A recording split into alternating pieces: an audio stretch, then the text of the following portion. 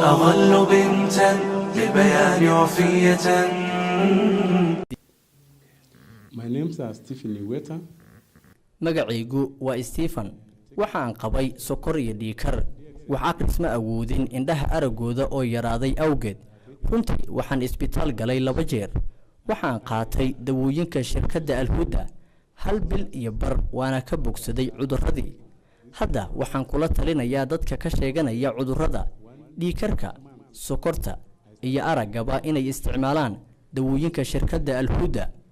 waxaan la kulmay dad badan oo ka faa'iideystay waxana mahad leh Allah nagu maneystay dawooyin noocan ah oo dabiici ah